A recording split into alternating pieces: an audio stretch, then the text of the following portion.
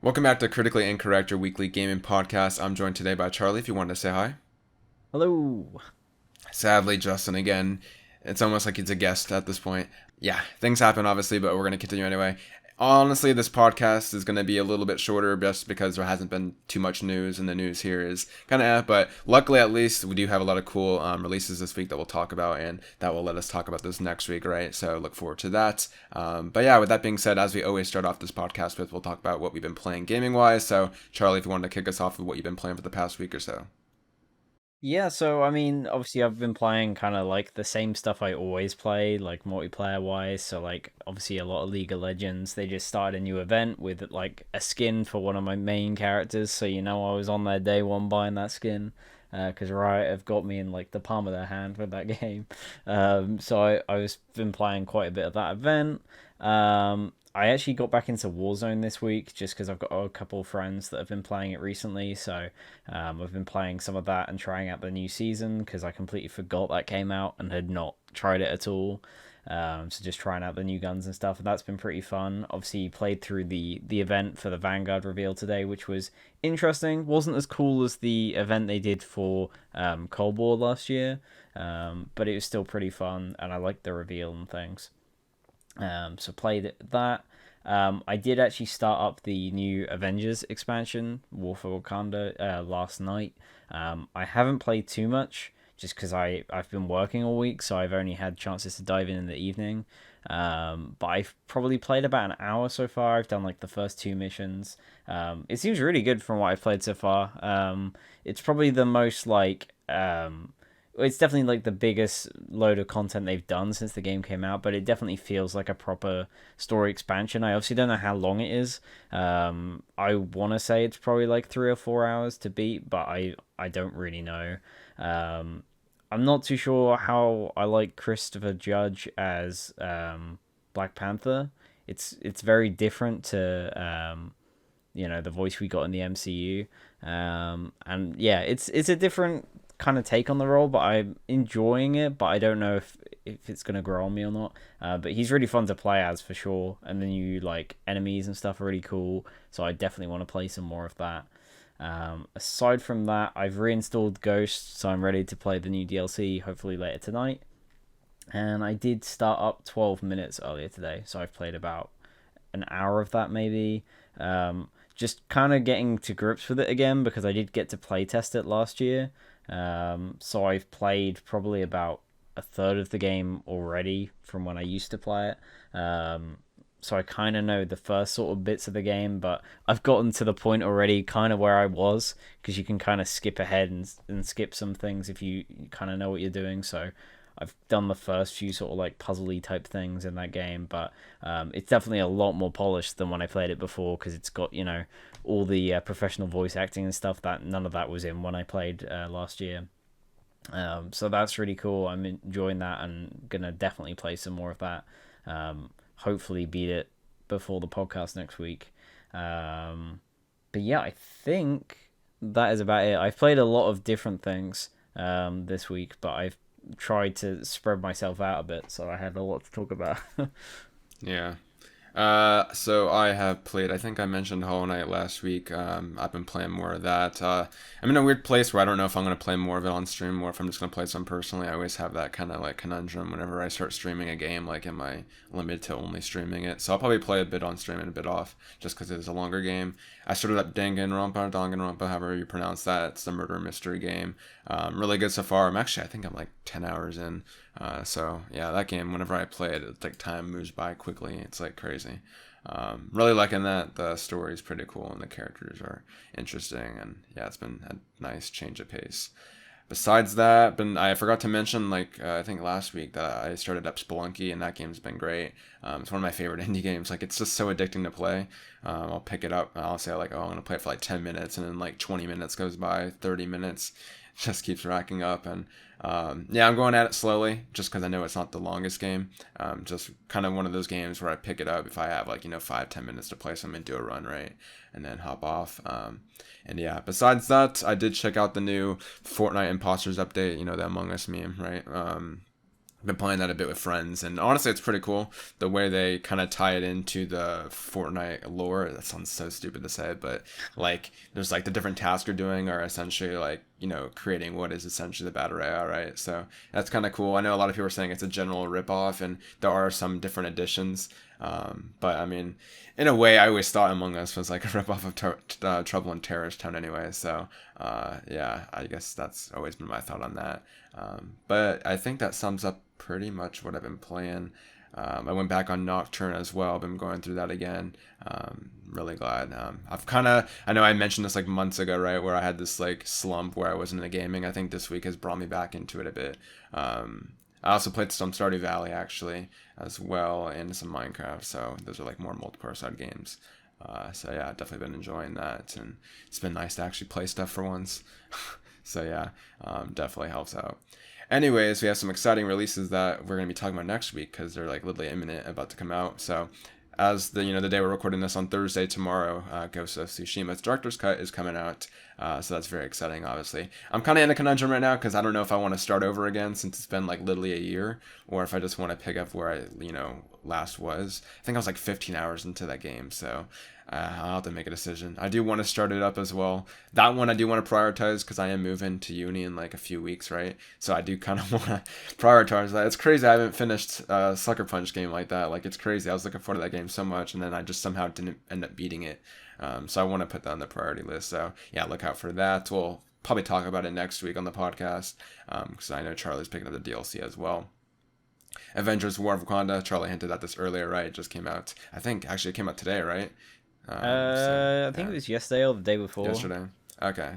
It's nice to see that Black Panther is getting some new content because I know that the Disney Plus What If show had like a really cool episode with him as well. Oh, that was really good. Yeah, I haven't personally watched it, but I know a lot of people are raving about that. So nice to see that Black Panther love. 12 minutes obviously came out today. Charlie played an hour of it. I'm going to be starting it up here probably tonight, and then hopefully we'll be able to talk about it next week. I don't know if I'll personally be able to beat it in time, but I'll try.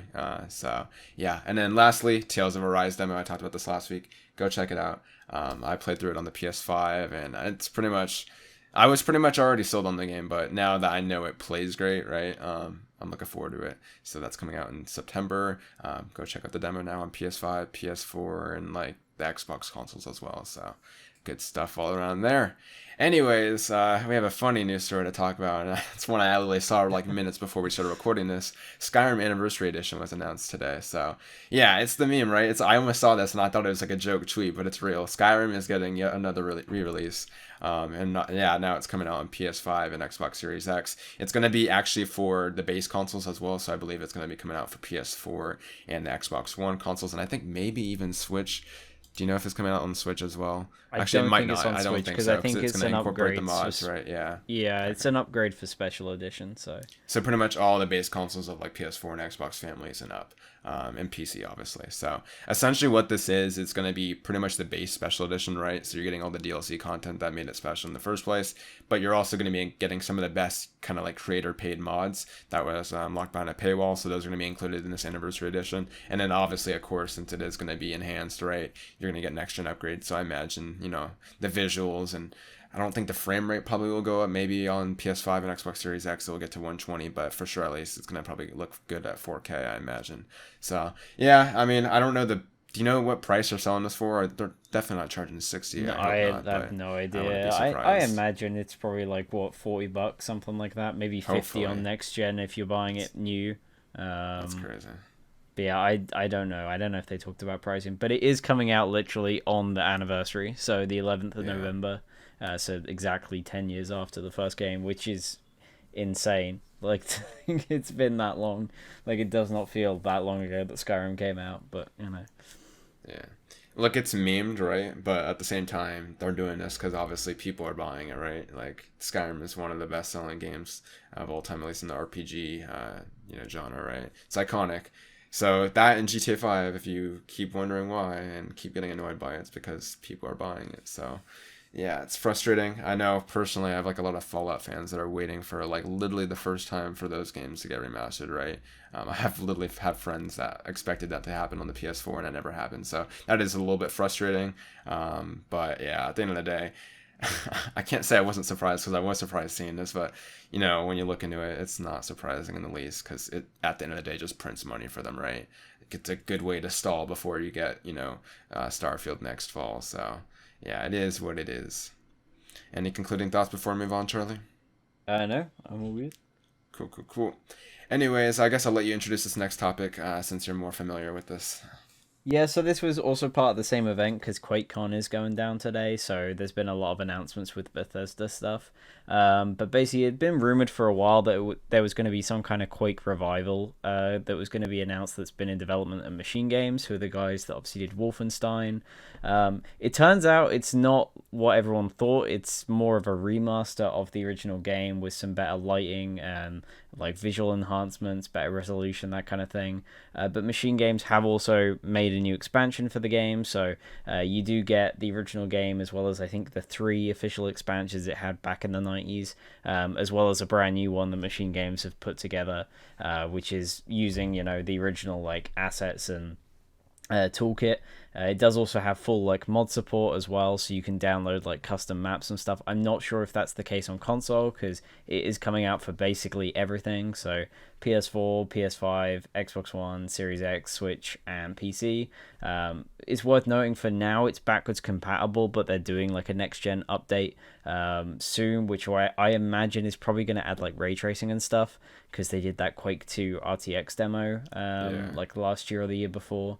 So I imagine they're planning on implementing RTX into this.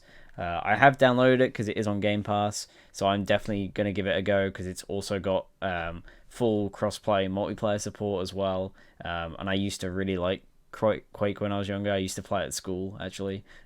So yeah, I'm definitely going to be hopping back into this because I did enjoy Quake and as well as like Unreal Tournament, both of those back in the day. So yeah, I'm actually really excited about this. I just hope that an actual Quake revival is happening, like in the style of Doom 2016, because that's been the rumor for a while that it is now going to work on a Quake reboot, which I think it deserves because Quake Champions was interesting, but it ditched the campaign element of Quake, which was some of the best parts about it. Like the multiplayer was cool, but it had some really cool like dark fantasy, like plot and like weird level design and stuff. So yeah, I'd really want to see it take on Quake next, but I guess we'll just have to wait and see. But for now, we've got the remaster to tie us over.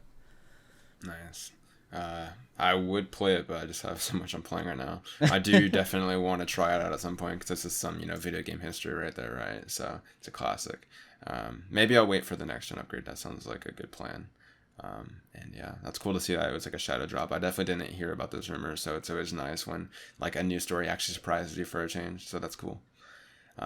Anyways, probably arguably the biggest story this week just happened today. Call of Duty Vanguard got revealed. We talked about this last week, right?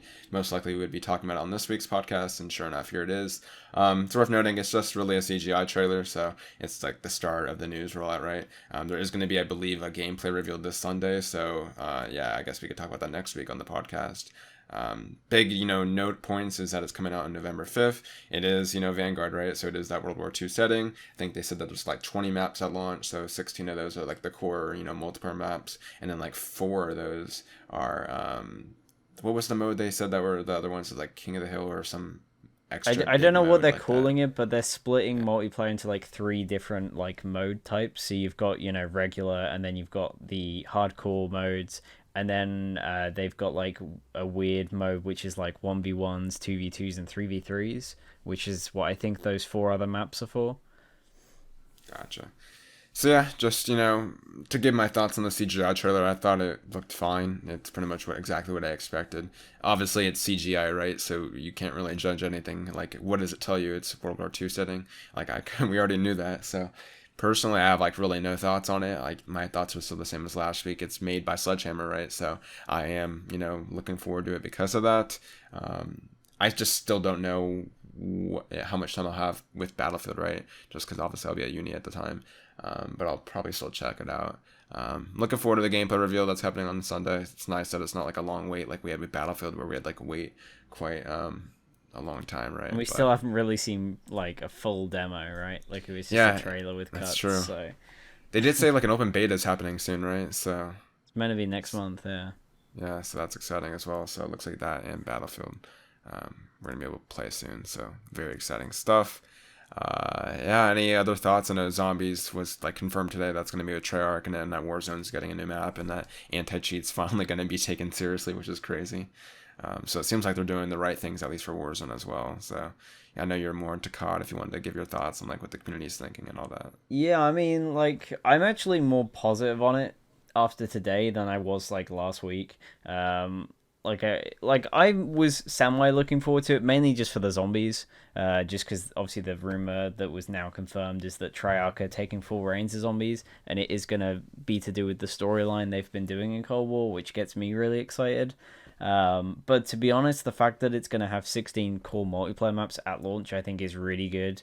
I think the biggest problem COD has had in recent years is a lack of maps. Modern Warfare didn't launch with a ton. Cold War really didn't launch with a ton. I think it had like 7 maps on day one, which is not much at all. And considering most of the ones they've added post launch have just been remasters of old maps, it'll be nice to have some actual new maps in a game at launch. Um, I like that they're doing the gameplay so soon. I don't know how much they're going to show on Sunday, but it says like a sneak peek at multiplayer because it's happening at the Call of Duty like League tournament. So I don't know how much we'll see there. I imagine it's going to be a short trailer. And then they did also say that they're going to be showing off campaign gameplay next week, which I would assume is at Gamescom. So I imagine we'll get like a trailer similar to what we did for Cold War last year because that did show up at Gamescom there as well.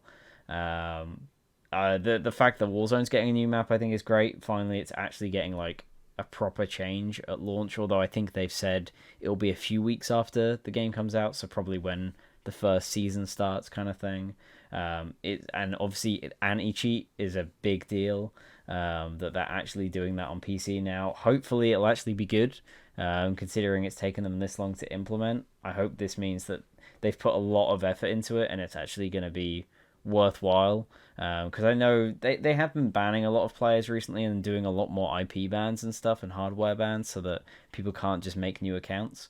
But having anti-cheat there is definitely going to stop a lot of those players from coming back. So I really hope that does a good job at launch. But yeah, overall, I'm a lot more positive on it. It's crazy. I think it didn't have anti-cheat to begin with. Yeah, I know. It's That's like crazy. it's one of the biggest games out there, and it doesn't have a single form of anti cheat. Like that's That's crazy. insane. Yeah. But I mean, COD has always been bad for like cheating and hackers on PC. It just always has because it's PC has never been a platform that Activision really took that seriously when it came to COD. And I mean, they tried to with Black Ops 4, but it wasn't really until Warzone picked up that, PC development really was front and center. And now that, there's a lot, Warzone is so big for them now, and the community has been talking about anti cheat and hackers for so long at this point. They really need to address it. I think the only thing now that they could address that would make people happier is skill based matchmaking. It's like the one thing that everyone thinks should not be in COD, but it's still there. It hasn't been confirmed, but it's been rumored by loads of people that yeah, it's still gonna have skill-based matchmaking in Vanguard, which sucks. I personally don't like it. I think it's kind of a dumb idea. I get it for ranked, but I don't really see why you should have it in casual games personally. So it's a shame that it's there, but it's not too big a deal. It's still going to be an enjoyable game either way, hopefully. But yeah, I'm excited to see more of it. I'm a bit more positive on it since seeing the reveal today, so just hopefully it lives up to it. But if it's the same engine as Modern Warfare, similar kind of like gunplay and stuff, I'm probably gonna really enjoy it because I really like how Modern Warfare plays. So Yeah, nice. It's actually like the first COD reveal because like I was really gone today, so I haven't been able to see the community's reaction. But I imagine it's negative, so it's nice to like not I see all think I that think shit. it's pretty mixed so far. I don't think I've Oh seen really? anyone Okay, super negative. Yeah, that's good. I because thought based as what? Yeah, go ahead. I mean, based on like so Tom Henderson that obviously I've talked about a few times on here, like he does a lot of leaks for Battlefield. He's also done a lot for Vanguard over the past couple months, and today basically confirmed a lot of that. Like he was recently talking about the trailer, and he literally got a load of it shot for shot. So I'm pretty sure like he's pretty accurate when it comes to leaks. But a while back, he was talking about how much of a mess this game was, and that there was only like 8 maps, and that the gameplay was just not refined at all. But then recently, he said that development has really picked up since a lot of the leaks happened, and they're trying to take on feedback on board and get as many maps out there as they can and have loads of content. So, hopefully it will live up to people's expectations. Whether it will or not, I don't know. But if it's fun at launch, then I'll probably pick it up. But I guess we'll just have to wait and see. Yeah, it's really, it feels like Cold War all over again, where like the reveals in August and development was rumored for that game to be a mess, as we all remember. But Yeah. that turned out somewhat. I mean, granted, we only had 7 maps, right? At least in this case, it looks like they really got their stuff together. Obviously, a map count doesn't mean they're all good maps, right? Yeah. But still, it's a little promising to say the least. Yeah, I have faith in the game, just because it is Sledgehammer, and yeah, like yeah, again, like last year, I thought it was gonna be a total shit show, but Cold War ended up being like a decent game. So, yeah, we'll wait and see, I guess. It's also worth mentioning. I think Tom Henderson's the same guy that talked about Twisted Metal, right? Did he tweet out the Twisted Metal Yeah, picture? he did, which is interesting. I Loads of know people like, David Jaffe talked about it, and he said that David Jaffe, for anyone wondering, is the creator of Twisted Metal. He said that Sony hasn't contacted him if this is actually in development. So, yeah, what were you gonna yeah, say? because like people were like kicking off at Tom because he tweeted about it, and people were like, "This isn't COD, this isn't Battlefield." He's like, "Look, I tweet about games, like I tweet about Yeah. leaks that I hear. Like it's not just COD." Oh But man. yeah, like I'm pretty sure that rumor is gonna end up being true. After he posted about Twisted Metal, obviously David Jaffe did retweet it and basically say he doesn't think it's real, but if it is, he hasn't heard anything, which is he was like that's pretty upsetting. But I think it was Eurogamer that then ended up talking about it and said they had also heard that a Twisted Metal reboot of some kind is in the works. So yeah, I would imagine that it probably is happening. Everything Tom has said over the past like year has been accurate. So I have no reason right now not to trust what he tweets because so far he's been like dead on with everything he says about the games he talks about. So he's definitely someone that you should probably follow because he's actually been very accurate as of late with game leaks and stuff, and he seems to be hearing more about things outside of first person shooters now. So he'll probably be showing up more when it comes to leaks in the future, I would imagine.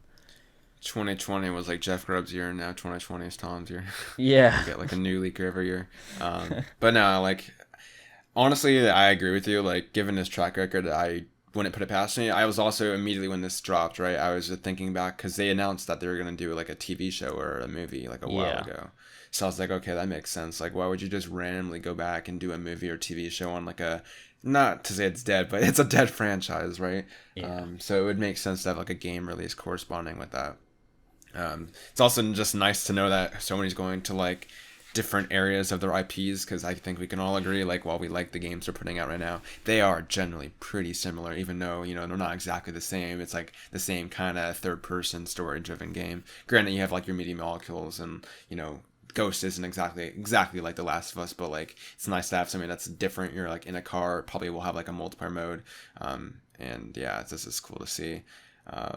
Why David Jaffe hasn't been contacted? I don't know his relationship with Sony right now, but I mean, if anyone like has followed him like in the last few months, he is a very vocal person, so I can see why Sony would like try to stay away from him.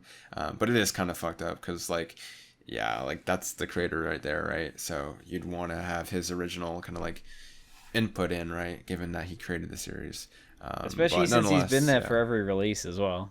Like he yeah. worked on every single game, so from all of them up to the reboot on PS3. So like, and he had a pretty good relationship with them up until like recent years. So Yeah. it's weird, but at the same time, I kind of get it. It's like right after Dead by, or what was his game?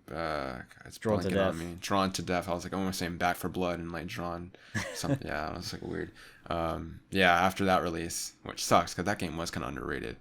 Yeah, it just sucks that, yeah, just sadly, it seems like he's just done with the gaming industry at the moment. But at least he's found his new hobby in video creations. I haven't really watched him much, but I know he's doing his thing and a lot of people are following him, so good for him. Anyways, we finally have some updates on Cyberpunk, and it's actually nice to talk about this for once because it's good news. It's a new patch that dropped this week. So I think earlier this week they said like tune in tomorrow for a stream. We're gonna talk about everything we're doing right now for Cyberpunk, and then yeah, they shouted dropped I think the patch that day or at least the next day It after. was the next And day, yeah. yeah, it has some pretty cool improvements there. They have like some like free small DLC things. So like Johnny has like a new outfit, and they added like a new card that's apparently like the best card in the Nomadlands. But then they also have like a big list of patch notes, right, as they always do. Still, I don't think we have any like concrete information on like the next gen versions. Yeah, my thing with Cyberpunk is like it's been like 8 months now, and I know they've been working hard on the patches and stuff, but I just feel like we should have seen like bigger optimization now. Like I have friends that are still struggling to play the game, and it's given state on PC. Uh, I don't know where you'd prioritize optimization with like game breaking bugs. Probably game breaking bugs, right? But still, like I don't know. It's kind of crazy that it's still kind of a mess. I wonder if we're ever gonna really get past this. You'd have to like put in like almost seems like years of work now. Hopefully by the fall we'll somehow be in a better position, right? I always thought like give it a year, right, and then that's when we'll get like the next gen versions, and hopefully the game will be in a stable place. So it's becoming more and more stable with each patch. Hopefully we just see it pick up more. I definitely want to see them keep doing this before we get any expansions, obviously, given the state of the game. But yeah, Charlie, what did you think about the new patch? Yeah, I mean it's really weird. Like Tyler McVicker did a really good video about kind of the state of CD Projekt and how they're releasing these patches and kind of the weirdness behind them. Because there's this weird pattern where basically CD Projekt will have an investor call, and it just so happens that a few days before they'll have released a really big patch. And so lo and behold, they announced that because you can go and watch their investor calls because they're all public. So you can go on their website and just view the whole thing. But they announced one for like next week. So everyone kind of assumed the next big patch would be happening this week. And lo and behold, they went live and were like, hey, here's our next big patch. Which I think is kind of scummy because it basically they're holding back patches so that they can then just release a massive one, which is cool. But then rather than releasing them over time so that people can actually use fixes and potentially, come Give up with feedback. other problems, give feedback and find other problems that can then be fixed, they hold them for these big bundles so that they can be all these massive articles about how amazing the patch is. And then they can talk about it in the investor call and go, hey, look at these thousands of people who all bought the game on PSN because it just went back on PSN. Or we've just released this patch and now we're doing all these sales numbers. Like, I don't like the methods behind it, which is a bit of a shame. But yeah, I don't know. To be honest, if I was CDPR at this point, I would probably just try and get the base like PS4 and Xbox One versions up to just a subpar level of performance, and honestly, I would stop supporting them. If I was them, I would just try and polish next gen and just focus on adding content to those games and getting the next gen and PC versions up to where the game should have been before launch. With the content that they showed to the public. Because the problem is you're really gonna just limit yourself if you're sticking to those consoles, especially in the years ahead, because I imagine Cyberpunk is a game that we're going to be hearing about weekly for like the next few years as patches just slowly come out. And I just don't see them being able to fully realize the vision of the game if they're still having to patch the original consoles, because it's just not going to be plausible to do that. So personally, I would just say once they get this next gen version out, they should kind of just say, "Hey, look, we're really sorry, but we're not going to keep supporting these versions. You will get a free upgrade to next gen. So when you do eventually upgrade your consoles, you can just play the game with all the new content we're going to be adding. But it's just not possible for us to do it anymore on those consoles, which I think is fair enough. I think most people would be pretty open to that, if not straight away over time." But yeah, I don't know. I just hope they can sort of fix a lot of this stuff, because to be honest, I think this patch was kind of disappointing for a lot of people. I think a lot of people thought they were going to start really like adding in cool gameplay features or tweaking the AI quite a bit, but really there's not much like that. There's just a lot of bug fixes, which I think is also great, but it would be nice to start seeing some of the new content in the game. Like some But promised features or something. Yeah. yeah, but hopefully once that next gen version comes out, they'll release it with patch 1.4 or something, and they'll be like, here, look, you can now see our new police AI that actively are driving around the city and react to stuff like that. Because right now all those kind of systems are just half baked and they need so much work. And I'm just hoping that behind the scenes they're working on that stuff and they can just do a No Man's Sky level update and just add a ton of new features in. That'd be really cool. Because I've got the game installed and I patch it every time they release something. I'm just waiting for that really cool patch that adds some new stuff in that I can just dive Like back a reason in. to go back. Yeah. Yeah, because right now, like, there's not much reason for me to go back other than to go, hey, look, it runs a bit better now. Because I did basically everything in the game. So, but yeah, I wish CDPR all the best to get it to the state they want it in, but it's going to be so long before it gets there. Look, they have the money to do it. So just like at a Yeah, certain point, it's just putting in the resources. Like look at Hello Games, they made a shit ton of money at the launch of No Man's Sky, but obviously they lost a lot of credibility given the state that the game launched in. But they haven't really focused on anything else. They've mainly just been focused on serving that community, right, and providing actual good updates, both in the sense of performance, but also in terms of features that everyone wants. CD Projekt Red needs to do the same thing. I definitely agree that those last gen versions are, holding them back. I don't want to see them do like an expansion and have to still cater to Xbox One. The yeah, game really shouldn't have launched on those platforms in the first place, and I feel like you're only making that issue worse for you and making that decision, impact the game even greater is if you keep trying to string it along. So you've already, allowed free refunds, right? Just drop the support on the game once that next gen version comes out and prioritize fixing those versions. If you could fix PC, fix fix next gen versions, by the fall time, I think it's going to be in a better situation, given the fact that they also allowed for free refunds. Obviously, it's still going to screw over everyone that wanted to play this game on PS4 and stuff like that, but that's just something they're going to have to live with, given the fact that CD Projekt Red made that decision in the first place. Yeah, it's a bummer. I definitely think it's so scummy that they're just releasing these right before, obviously their investor calls, because that just shows that they're just looking at their stock, right? That's what they yeah. want to see and go up over their credibility. The stock will go up with their credibility. It's just the fact that they're valuing it, with the investors themselves, which is incredibly stupid. They're making really interesting decisions, if you ask me, but hey, they all do them, and yeah, it's sad, man. It's sad. I wouldn't say defended the game at launch, but I thought the PC version was fine. But I definitely have been disappointed with like the 9 months and how they've spent it and how they chose to roll out these updates. So I can only hope that the second half of the year will be better for them. But it's not looking too promising at the moment. Again, I don't even think it's the devs' faults. Obviously, I think it's just the Yeah. corporate decisions, because obviously they're making the work, right? They're the ones providing these nice bug fixes for y'all. But if their work is being held back by the CEO's decision because they want their stocks to go up, then that's ultimately where the blame lies. And yeah, it's just a bunch of the corporate decisions that sadly CD Projekt Red just seems to be, sadly just taking hits on because of those decisions. So it's rough, but hopefully it'll just get better from here. But it's like when you watch, like, I don't know if you saw any of the stream they did, The devs seemed like but generally like it's genuine. so Yeah. sad. Like towards the end of the stream, they were just like, "Look, we know we didn't release the game you wanted," and they were just like, "We didn't release the game we wanted to play. Like we know it was not a good game." And you're just like, if they're saying that, then I can't bear to think what it's like when they're off camera, because they must just it can't be nice. Like it's yeah. That's why I think they appreciate so much of like the positive feedback that they actually get online, because yeah, it's got to be tough out there. So I respect the hustle that they're going through over the past few years, and especially this last year. So I mean, game development's no easy feat, so obviously that's a factor, right? But still, it's like, yeah, it just sucks. Just yeah, the situation they're in is just rough. Because obviously, game studios, even that put out good games and do good things, still receive hate on a daily basis just by obviously the community that has no idea what goes in the process. So yeah, it's interesting. Yeah, it's just sad to see, man, for the devs especially as well.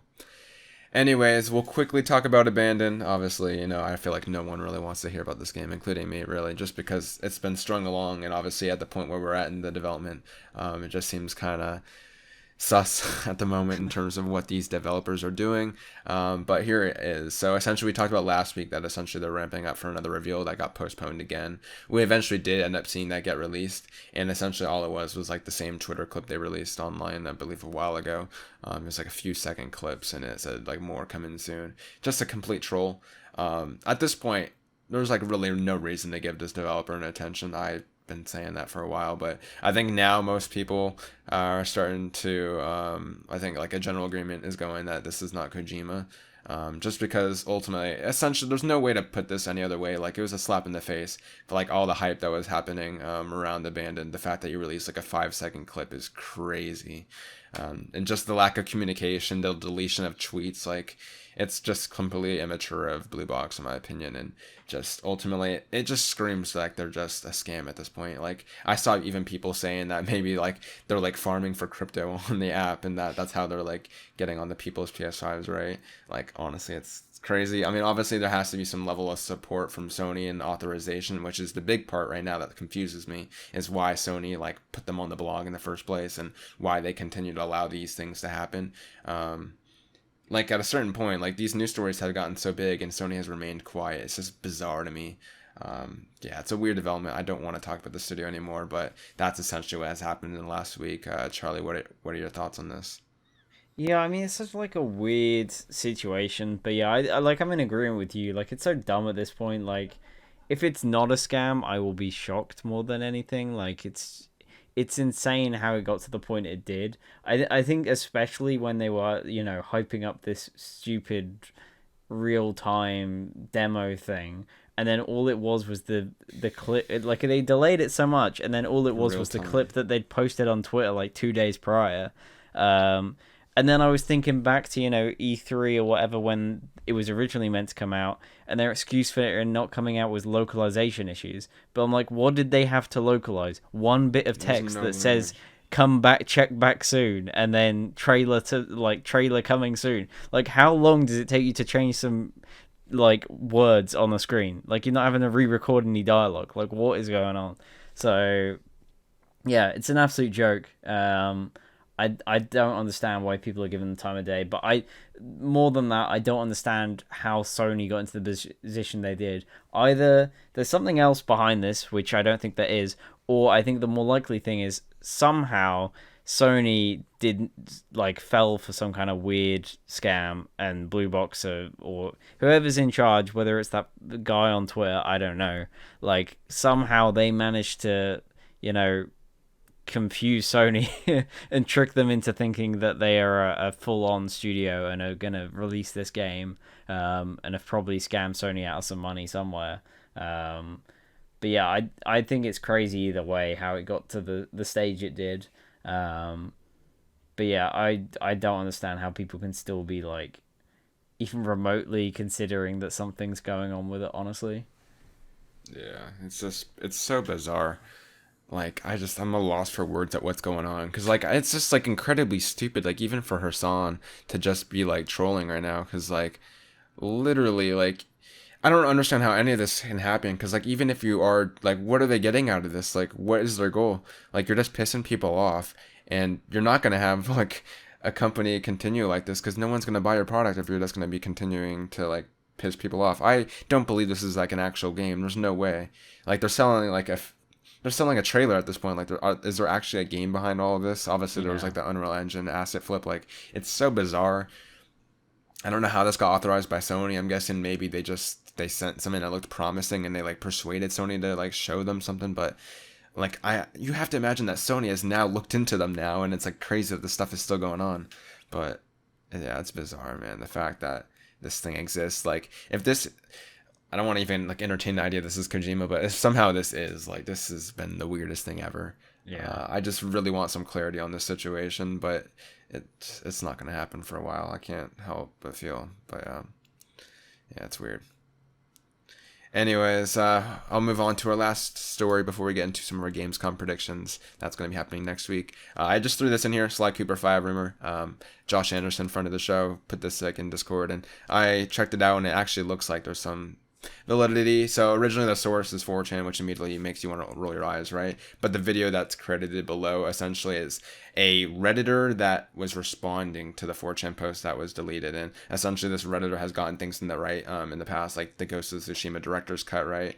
And a few other things lately. So he has had a decent track record, at least on the Sony side of things. He says that he has heard that Sly Cooper 5 is in production or in development, whatever you want to say.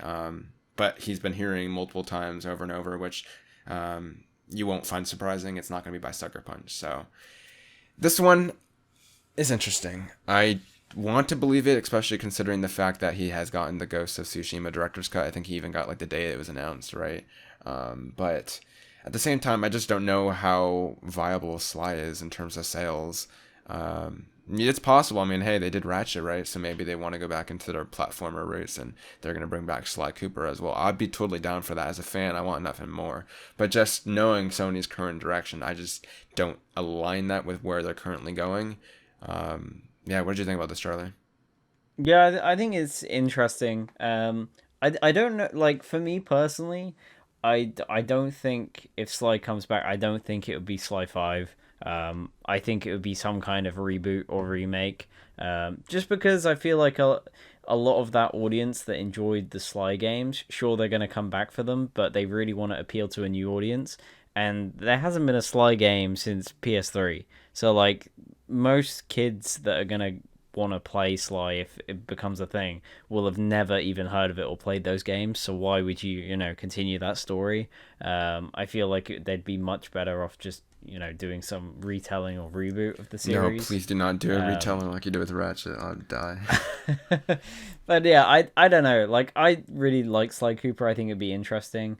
I don't know who would develop it. Like in my head, I'm immediately thinking it would be like Sumo Digital or something. Yeah, Sackboy it does would probably. Yeah. it would just be like a third party studio that partners up with Sony to make the game, much like Sanzari did back in the day, because obviously they were never owned by Sony, but they pitched the idea to them. I wouldn't be surprised if with the success of Sackboy recently, I'm sure they're doing a sequel, but Sumo is a big studio. They've got multiple studios.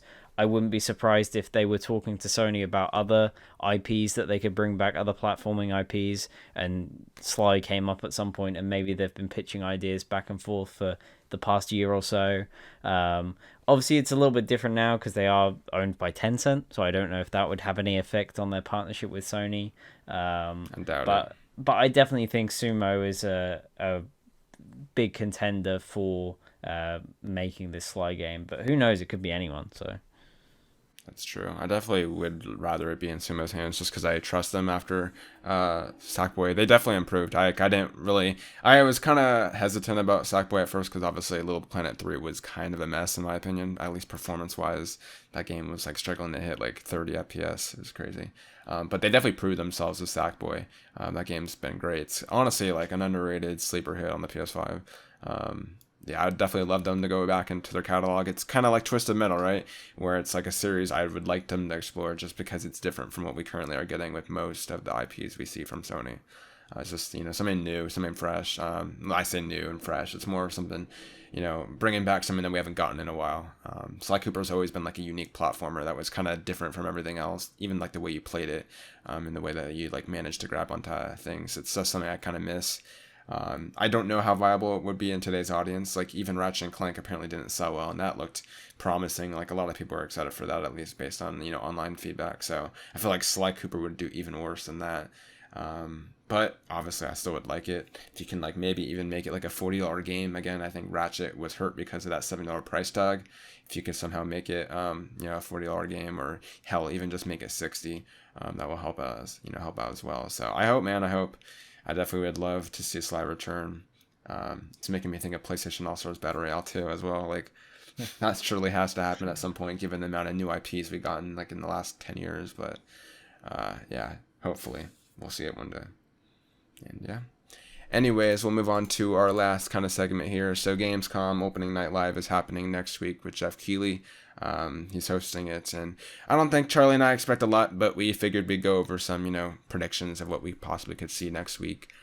So we both came up with three. These aren't really like new game announcements, just kind of things we expect to see there. We thought it'd be kind of fun and change of pace instead of ending the podcast with gaming news like we always do, right? So I guess, Charlie, if you want to give your first prediction, take it over. Yeah, so I feel like this first one is probably the one that I'm like most likely could happen. And that is that we're gonna get some kind of trailer for Lego Star Wars: The Skywalker Saga. It did show up last year. That was the last time we saw the game. The last thing we heard is that it was delayed indefinitely from its spring this year release. Since then, a lot of the people from Traveler's Tales or TT Games have left, and they've opened their own studio, which is really interesting. So I don't really know what's going on over there.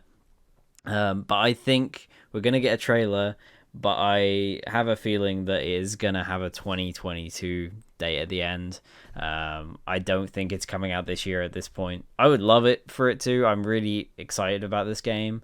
It sounds really ambitious, and I love the Lego games, especially the Star Wars ones. But I just don't think it's this year at this point. I don't really know what's going on with it. It just sounds like TT Games have had a lot of problems with COVID and really struggling to work from home, and it really put the game in a tough spot. And it's so ambitious compared to their other games in scale and just feature wise that I think they're just making sure that when it comes out it is going to be the best it can be. And if that means being delayed to next year, I definitely see it happening. So I do think we get a trailer, but I think it's going to have a 2022 just date at the end. Nice. My first one's pretty boring. I just think Back 4 Blood's gonna get a new trailer. Mainly whenever I think of Jeff shows, like my predictions lie with his connections, right? That's ultimately what you see every event. It's just the people he knows that he has good relationships with, and obviously Back 4 Blood was revealed back at the Game Awards last year, and yeah, it's coming out here in like literally less than 2 months. I struggle to think of what they could show since the beta honestly gave us like a good representation of everything the game has to offer, just on a small content size, and it's kind of too soon for like a launch trailer. So I'm kind of lost for words of what they could possibly show. I just think maybe, hey, they'll like announce a new character or something, or just throw something out. Hey, they might even show DLC, knowing Warner Brothers. So yeah, we'll see. But I definitely think it's likely that we'll see Back 4 Blood here, just like a reminder that the game's coming out. So yeah, that's my first one. So my second one is kind of to do with that whole idea of Jeff's connections. I think we're gonna see a gameplay demo of Elden Ring. Just because Jeff has said that he's got more lengthy gameplay sections in this show rather than just having like gameplay trailers and stuff.